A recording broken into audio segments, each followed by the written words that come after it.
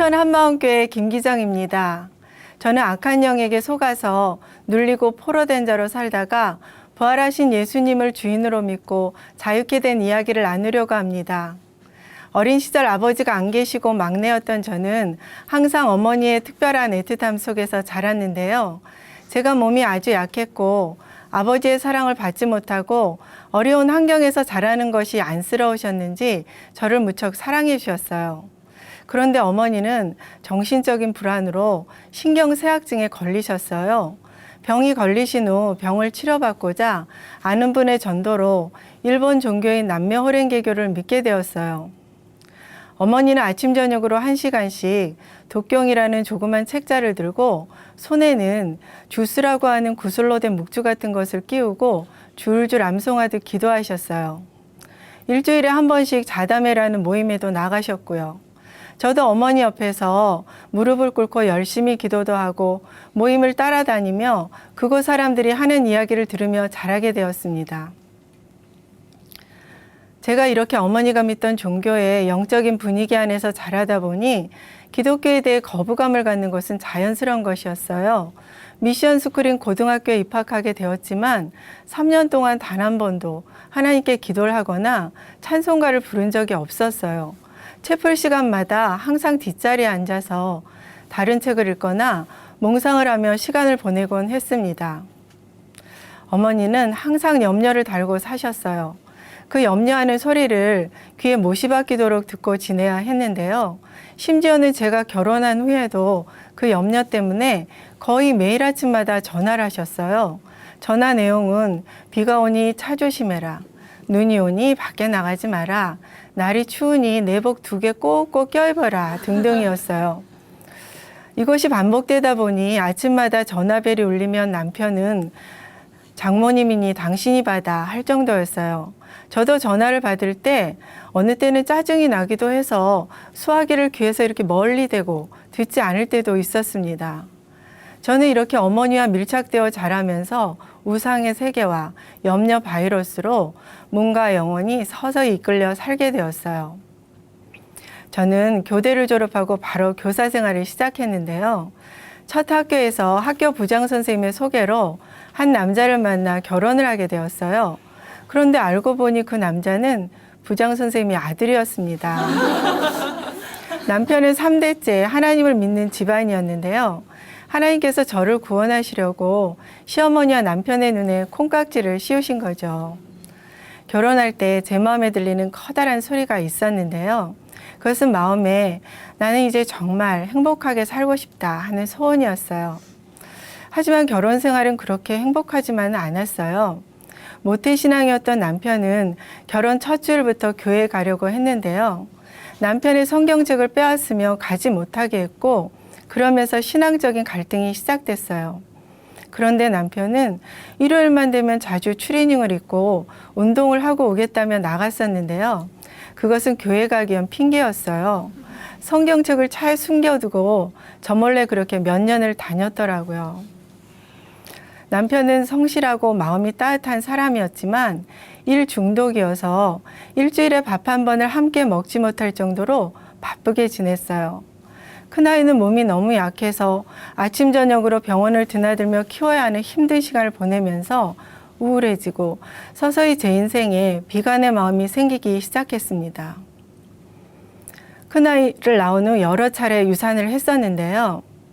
8년 만에 어렵게 갖게 된 둘째가 이번에도 또 유산이 되려고 해서 병원에 입원하게 되었어요. 남편이 기도해봐. 그러면 괜찮아질 거야 라고 하는 말에 처음으로 하나님께 이 아이를 건강히 낳게 해달라는 기도를 하며 신앙생활이 시작되었습니다. 결혼한 지 9년 만에 그렇게 거부하던 하나님을 믿게 된 것인데요. 그것은 그동안 시어머니와 남편이 하나님께 드린 간절한 기도가 응답된 것이었어요. 하지만 저는 하나님이 살아계신지 그리고 어떤 분이신지에 대한 고민도 해보지 않은 채 그냥 믿기로 했어요. 말씀도 기도하는 방법도 하나도 모르면서 열심히 기도도 하고 고등학교 때 들었던 기억나는 찬송가 몇 개를 찾아가며 찬송도 불렀어요.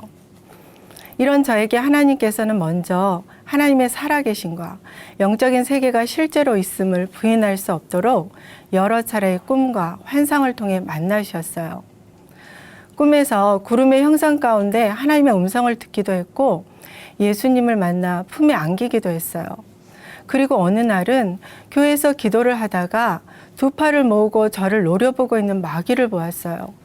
너무 놀랐지만 엄청난 대적 기도를 하였고 그 다음날 새벽 수많은 뱀들이 죽어있는 꿈을 꾸기도 했습니다. 또 여러 차례의 환상도 보았어요. 제가 방언을 하고 이렇게 꿈과 환상 같은 영적인 체험을 하는 것이 성경에 나와 있는 것을 보고 아, 성경이 진짜구나. 하나님이 살아계시고 나와 함께 하시는구나 하면서 마음의 위로와 힘을 얻고는 했습니다. 그러던 중 어느 해 초등학생 여자아이가 교통사고로 피를 흘리며 공중에 떴다가 떨어지는 환상을 보게 되었어요. 너무 두려웠어요. 그래서 몇몇 친구들에게 기도를 부탁하고 저도 하루 종일 금식하며 기도를 하게 되었습니다. 다음 날 학교 앞에서 2학년 아이가 사고가 났는데 다행히 경미한 사고로 그쳤다는 소식을 듣게 되었어요. 이런 경험을 한 후 환상을 보는 것이 제게 너무나 버겁고 두려움으로 몰려왔어요. 그래서 하나님께 환상을 보지 않게 해주세요 하면서 간절히 기도를 하였는데요. 그 기도 후 거짓말같이 꿈과 환상이 싹 사라졌어요. 그런데 정작 제 마음에는 모순적인 생각이 드는 겁니다. 꿈과 환상이 사라지니 답답해지기 시작했어요.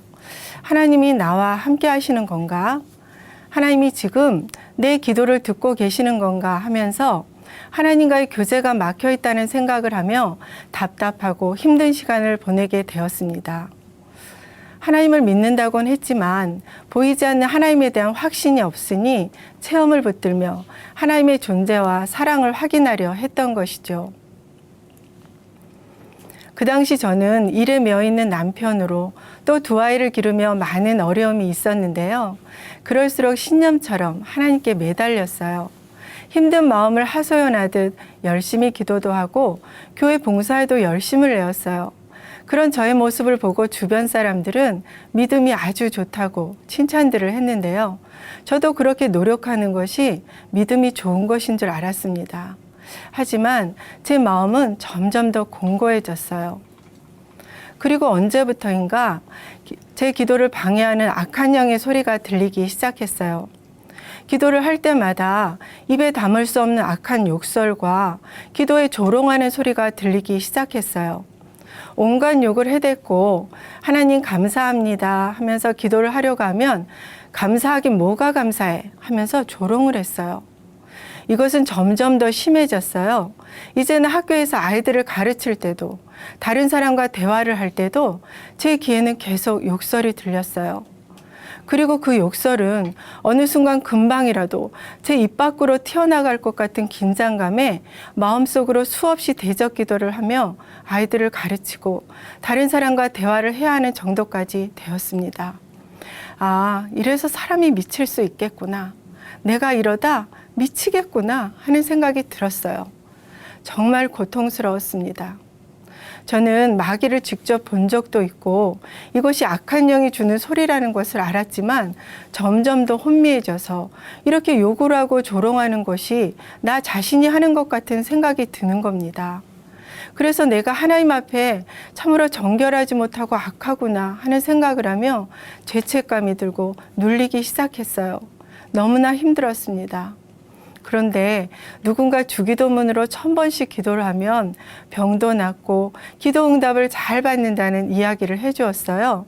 그래서 바로 또 이렇게 손으로 눌러가며 수를 세는 펀치 같은 것을 사서 1000번씩 3차례나 기도를 했어요. 밥을 먹을 때도 설거지를 하면서도 길을 걸어갈 때도 쉴 새 없이 시간만 나면 주기도문을 외웠어요. 주기도문을 하거나 방언 기도를 할 때는 소리가 사라지는 듯 했지만 그때뿐이었어요. 그래서 수없이 대적 기도도 해보고 창피함을 무릅쓰고 몇몇 사역자분들과 상담도 하면서 해결책을 찾으려 했지만 소용이 없었습니다. 이 소리는 거의 10년 가까이 저를 괴롭혀서 미칠 지경이 되어갔고 몸과 마음의 병은 점점 깊어갔어요. 1년 내내 몸이 아파 약이 끊이질 않았고 결국에는 공황장애까지 걸렸어요. 대학병원 정신과를 다니며 치료를 받게 되었습니다. 마음이 무너졌어요. 남들이 알까봐 숨기며 또 애써 참으며 지냈어요. 공황장애로 운전을 하다가도 수시로 죽을 것 같은 증상 때문에 길에서 차를 멈추어야 했고 진정이 된 후에야 다시 출발하곤 했어요. 그리고 수년간 봉사했던 성가대도 그만두어야 했는데요. 예배 시간에 참을 수 없는 증상으로 기도 시간을 틈타 성가대석에서 뛰쳐나왔어요.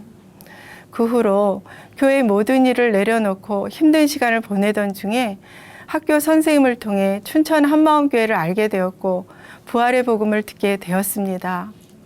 저는 그동안 내가 하나님을 믿는데 왜 이렇게 힘이 들고 우울하지 하면서 이 문제를 해결해 보려고 여러 가지 노력을 하다가 아주 지쳐 있었는데요. 이 복음을 들으며 저의 생각이 완전히 깨어졌습니다. 내가 하나님을 믿을 수 있고 평강 안에 살 수 있는 해답은 너무나 근본적인 복음에 있었어요. 예수님의 부활을 증거로 예수님이 하나님이심을 알고 이분을 주인으로 믿는 것, 이것이 진정한 믿음이고 진정한 복음인 것을 알게 되었어요. 제가 이것을 몰랐던 것입니다. 내가 주인된 믿음 생활은 결코 행복할 수가 없었어요. 항상 느낌이나 감정, 또 고비고비 만나는 문제에 따라 흔들렸기 때문이에요. 하늘나라에서 천사장이 하나님을 배반하고 주인의 자리를 차지하려 하다가 마귀가 된 것처럼 저도 또한 제가 주인 되어 살아왔던 것을 깨닫게 되었습니다. 예수님께서 생명을 건 사랑을 보여주시며 내가 너의 주인이다. 내가 너의 마음을 원한다 하시는데 저는 철저히 내가 주인 되어서 예수님과 상관없이 사는 자였어요.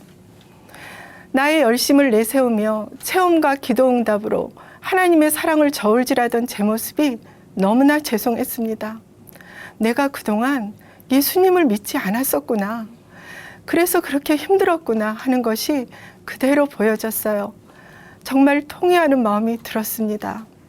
저는 제가 주인 되어 살아온 죄를 마음 중심으로 회개하였고 예수님을 내 마음의 주인으로 영접하였습니다.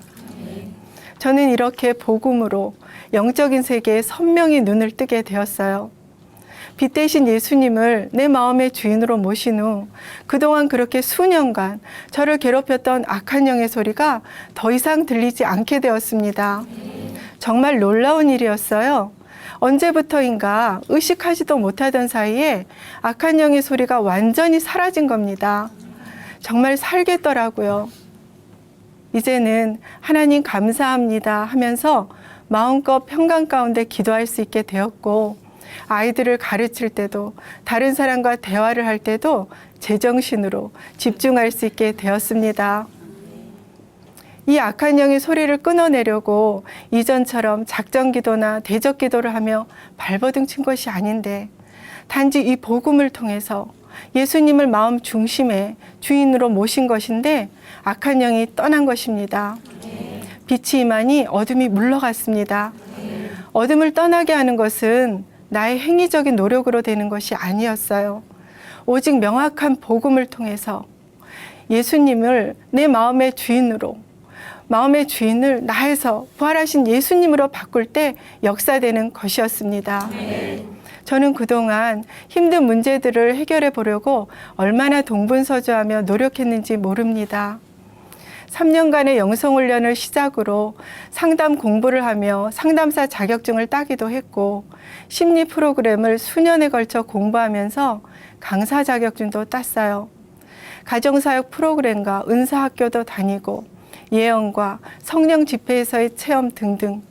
하지만 그런 것들이 저의 문제를 해결해주는 해답이 되어주지 못했습니다. 오직 부활의 복음만이 모든 문제를 풀 수 있는 마스터키였어요. 흔들릴 수 없는 역사적인 사건, 이 부활을 증거로 주시고 내 마음의 주인 되어주신 예수님께 너무나 감사가 되고 감격이 되었어요. 이제 더 이상 보이는 상황과 감정에 따라 흔들리는 삶이 아니라 예수님만이 참 주인된 삶을 살게 되었습니다. 내 마음의 주인을 정확히 알게 되니 영적인 싸움도 잘할 수 있게 되었어요. 이제는 악한 영이 주는 판단이나 정죄, 또 우울감이나 염려 등은 끊어내고 예수님만 바라보며 마음과 생각을 지킬 수 있게 되었어요. 또 예수님의 부활로 보이지 않는 천국과 지옥이 너무나 확실해졌어요. 그래서 어둠인 이 세상에서 내가 무엇을 위해 어떻게 살아야 할지가 분명해졌습니다. 제 마음이 이렇게 변하니 정말 기뻤어요. 그래서 만나는 사람마다 이 복음을 전하게 되었어요. 교회 다닌 지 오래되었지만 예수님에 대해 명확히 알지도 못했고 확신도 없었기 때문에 복음을 자신 있게 전할 수 없었는데요. 이제는 그 누구에게도 확신을 가지고 복음을 전하게 되었습니다. 저는 학교에서 신회를 인도하고 있는데요. 신회 선생님들뿐 아니라 믿지 않는 선생님에게도 예수님의 부활을 전하고 있어요. 또 아이들을 볼 때마다 하나님께서 저 아이를 위해 자기 생명을 내어주셨구나 하는 생각을 하면 주님의 마음이 부어져서 사랑하게 되고 복음을 전하게 되는데요. 해마다 만나는 반 아이들에게 예수님이 하나님이시고 우리의 주인인 걸 전해서 아이들이 예수님을 마음의 주인으로 영접하였어요. 또 반에서 말씀 공부를 하기 원하는 아이들을 저희 집에서 또 학교에서도 따로 만나서 복음을 전하기도 했는데요. 복음을 들은 후 어떤 아이는 하나님을 믿는 것이 어떤 것인지 이제 정확히 알겠다며 예수님을 주인으로 잘 믿을게요 하는 말을 해주었어요. 또 다른 아이는 학년을 마치고 헤어지는 날 이 복음을 열심히 전해서 전교생 모두가 하나님을 믿을 수 있게 하겠다는 편지도 써서 주었습니다. 이전에는 항상 마음이 힘들고 우울했기 때문에 아이들을 가르칠 때도 기쁨이 없었는데요. 이제는 아이들 한 명 한 명을 마음에 품고 기쁨으로 사랑으로 가르치고 있어요. 그래서인지 아이들에게서 학교 생활 중 가장 행복한 학년이었다는 말도 듣습니다. 또 천사 같은 우리 선생님이라는 말도 들어요. 일 중독이었던 남편도 저와 말씀으로 교제하고 남은 인생을 주와 복음을 위해 살겠다는 마음으로 하나님의 동역자가 되었습니다. 그래서 함께 거리에 나가 복음을 전하기도 하는데요. 퇴근 후나 시간이 날 때마다 가까운 전철역에 나가서 전도지를 나눠주며 복음을 전하기도 합니다. 한 영혼이라도 이 복음을 듣기 원하시는 하나님의 마음을 담아서 전하고 있어요. 이렇게 노방전도도 하고 하나님께서 특별히 만나게 해주시는 영혼들에게 부활하셔서 지금도 살아계신 이 예수님을 전하고 있어요. 영적으로 눌려 있어서 항상 우울하고 사람들 앞에 서는 것을 두려워했던 제가 이제는 어디서나 담대하게 복음을 전하는 자가 되었습니다. 사도행전에 나오는 예수님의 제자들처럼 내가 보고 들은 것을 말하지 않을 수 없다라는 고백이 저의 고백이 되었어요. 또 삶의 이유가 이제는 나의 꿈이 아니라 하나님의 꿈인 교회 공동체를 이루어가는 것으로 바뀌게 되었습니다. 하나님의 승부수인 이 부활의 복음을 통해서 인생의 진짜 주인을 만나게 하시고 어둠의 사슬을 끊게 하신 예수님. 이 예수님 안에서 참 소망과 평강으로 살게 하심에 감사와 영광을 돌려드립니다. 감사합니다.